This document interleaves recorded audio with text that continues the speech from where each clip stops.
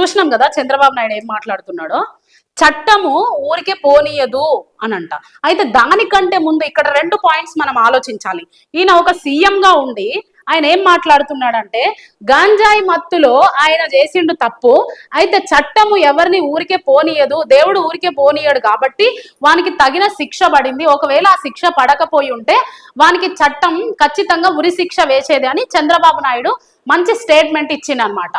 అయితే ఎవరైతే కుటుంబాలలో అనుభవిస్తున్నారో ఇలాంటి గోస వాళ్ళకు మాత్రమే తెలుస్తుంది, వాళ్ళు పడే బాధ, వాళ్ళకు పెయిన్. వీళ్ళు నిలబడి ఎవరైనా కూడా స్టేట్మెంట్లు ఇస్తారు.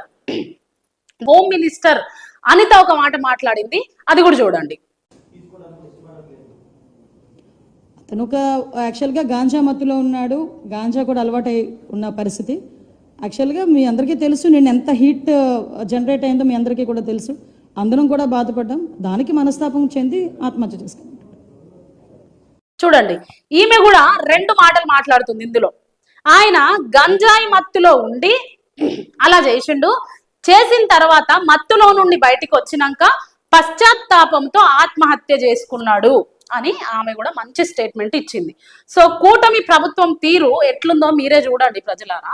ఇందులో కూటమి ప్రభుత్వం ఉండని, ఇంకే ప్రభుత్వం అయినా ఉండని, ఇప్పుడు అధికారంలో కూటమి ప్రభుత్వం ఉంది కాబట్టి నేను అడుగుతున్నా, అధికారంలో మీరు